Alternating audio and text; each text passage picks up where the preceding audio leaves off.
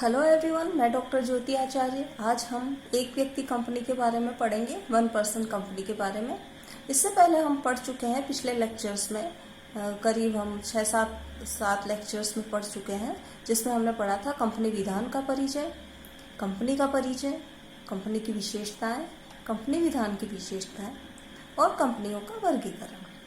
कंपनियों के वर्गीकरण में हमने निजी कंपनी के बारे में पढ़ा था लास्ट लेक्चर में, और निजी कंपनी के विशेषाधिकार के बारे में भी हमने पढ़ा था।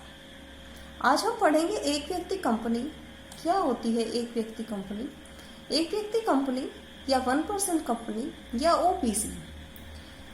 ओपीसी से क्या आशय है? देखिए, ओपीसी का प्रावधान पहले भी मैंने बताया था जब हमने कंपनी विधान के बारे में पढ़ा था, तब बता चुकी हूँ कि एक व्यक्ति कंपनी के पंजीयन की व्यवस्था भारत में पहली बार कंपनी अधिनियम 2013 में की गई है। यह प्रावधान एक व्यक्ति को कंपनी बनाने तथा कंपनी के सभी लाभों तथा सीमित दायित्व, पृथक वैधानिक अस्तित्व, स्थायी अस्तित्व जैसे लाभों को भोगने का सहज हक प्रदान करता है। इस तरह एक व्यक्ति कंपनी की परिभाषा भी दी गई है कंपनी अधिनियम 2013 में। वो इस तरह से है कि एक व्यक्ति कंपनी से आशय ऐसी कंपनी से है जिसका कोई एक व्यक्ति ही सदस्य होता है। यह कंपनी अधिनियम की धारा 262 में दी गई है। संक्षेप में क्या कहा जा सकता है एक व्यक्ति कंपनी के बारे में? कि एक व्यक्ति कंपनी एक कृत्रिम व्यक्ति है जिसका समामेलन कंपनी अधिनियम 2013 के अधीन किसी एक ही सदस्य के साथ हुआ है तथा जिसका अपने निर्णय करने वाले सदस्य से पृथक अस्तित्व होता है तथा जिसे अविच्छिन्न उत्तराधिकार प्राप्त होता है। अब देखिए, एक व्यक्ति कंपनी के कुछ लक्षण निकल के आते हैं। ये जो हमने पढ़ा है ऊपर, उसी में से कुछ लक्षण भी हैं। वो लक्षण इस तरह से हैं। पहला आ जाता है समावेलित संस्था। एक व्यक्ति कंपनी, जिस तरह से निजी कंपनी, सार्वजनिक कंपनियों का समामेलन करवाया जाता है, उसी तरह एक व्यक्ति कंपनी का भी समामेलन करवाया जाता है। समामेलन के पश्चात ही यह अपने अस्तित्व में आती है। दूसरा पॉइंट है निजी कंपनी के रूप में समामेलन करवाया जा सकता है। ओपीसी या 1 पर्सन कंपनी निजी कंपनी ही हो सकती है, सार्वजनिक कंपनी नहीं हो सकती। तीसरा है, यह भी कानून के अधीन एक कृत्रिम व्यक्ति होती है। कृत्रिम व्यक्ति के बारे में हम पढ़ चुके हैं जब कंपनी की विशेषताएं पढ़ी थी। तो यह भी क्या होती है? कृत्रिम व्यक्ति होती है। नेक्स्ट है, कंपनी का अपने एकमात्र सदस्य से पृथक अस्तित्व होता है। पृथक अस्तित्व का सिद्धांत हमने पढ़ा था पहले। और पृथक अस्तित्व, चाहे वह सदस्य एक व्यक्ति ही हो, लेकिन उस एक व्यक्ति से भी कंपनी का अस्तित्व पृथक होता है। नेक्स्ट है, अविच्छिन्न उत्तराधिकार या स्थायी अस्तित्व होता है। स्थायी अस्तित्व कैसे होता है? मान लीजिए एक सदस्य है एक कंपनी में, एक व्यक्ति कंपनी में, और अगर उसकी भी मृत्यु हो जाती है तो उसका हस्तांतरण उसके नामांकित को हो जाता है। नेक्स्ट है सार्वमुद्रा। एक व्यक्ति कंपनी की सार्वमुद्रा हो भी सकती है और नहीं भी हो सकती है। यह कंपनी पर निर्भर करता है कि वो अपनी सार्वमुद्रा रखे, बनाए या नहीं बनाए। नेक्स्ट पॉइंट आता है, अंश पूंजी की अनिवार्यता नहीं है। जरूरी नहीं है कि निर्धारित अंश पूंजी हो। एक व्यक्ति कंपनी में कितनी भी पूंजी हो सकती है। नेक्स्ट है, अंशों की अंतरणीयता होती है। अंश ट्रांसफर किए जा सकते हैं, लेकिन निर्धारित नियमों के अधीन ट्रांसफर किए जा सकते हैं। नेक्स्ट पॉइंट है इसका, सीमित दायित्व वाली कंपनी की दशा में इसके सदस्य का दायित्व भी उसके द्वारा धारित अंशों की अदत्त राशि तक ही सीमित होता है। कहाँ तक सीमित होता है? सदस्यों द्वारा धारित अदत्त राशि के लिए ही सीमित होता है। नेक्स्ट, अनुबंध करने की क्षमता होती है।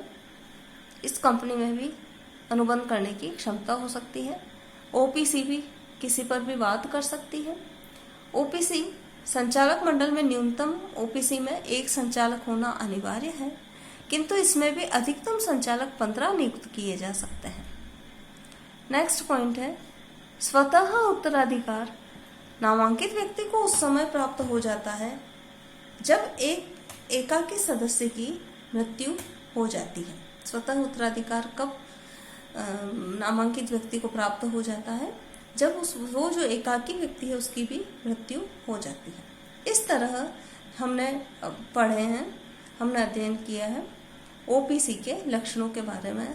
अब हम एक नज़र एक व्यक्ति कंपनी के लाभ पर डाल देते हैं कि भाई जब कंपनी का निर्माण एक व्यक्ति कंपनी के रूप में क्यों किया गया है और इस बार ऐसा प्रावधान क्यों किया गया है कि एक व्यक्ति कंपनी भी बनाई जा सकती है। उसके कुछ लाभ हैं, इस तरह से हैं। कंपनी निर्माण के लिए एक ही व्यक्ति की आवश्यकता होती है। दूसरा जो लाभ है, मतलब अपने सदस्यों का दायित्व कंपनी का अपने सदस्यों से पृथक अस्तित्व होता है। निजी कंपनी की तरह ही ये भी निजी कंपनी ही है, इसका भी अविच्छिन्न उत्तराधिकार होता है, इसके सदस्यों को भी। नेक्स्ट है सीमित दायित्व। जो दायित्व होता है वो सीमित होता है। एक गोपनीयता बनी रहती है, क्यों? क्योंकि एक ही व्यक्ति सदस्य होता है तो कंपनी के जो कार्यकलाप होता है उसमें गोपनीयता भी बनी रहती है। संचालन लागत कम आती है क्योंकि न्यूनतम जो संचालक संख्या होनी चाहिए वो एक ही अनिवार्य है। इसलिए चाहे जितने संचालक रखें 15 तक, लेकिन एक संचालक होगा तो भी चल सकता है। पेशेवर संचालकों या पदाधिकारियों की सेवाओं की उपलब्धता मिल जाती है। ओपीसी को आसान वित्तीय एवं बैंककारी सेवाएं प्राप्त हो जाती है।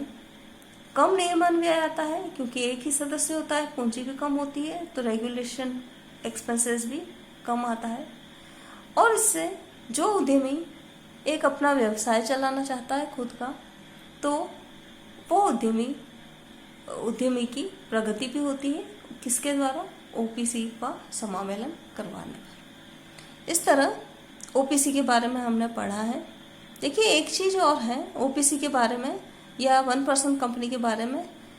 उस एक व्यक्ति कंपनी की प्रदत्त अंश पूंजी 50 लाख से अधिक हो जाती है या उस कंपनी का किसी संबंधित अवधि में आवर्त या विक्रय 2 करोड़ से अधिक हो जाता है तो एक व्यक्ति कंपनी के रूप का अंत हो जाएगा, जिसकी सूचना रजिस्ट्रार को 30 दिनों के भीतर फॉर्म नंबर INC 5 में देनी होती है। इस तरह आज हमने ओपीसी के बारे में पढ़ा। उम्मीद है आपको ये लेक्चर समझ में आया होगा, पसंद आया होगा। नेक्स्ट हम पढ़ेंगे अगला लेक्चर। तब तक के लिए धन्यवाद।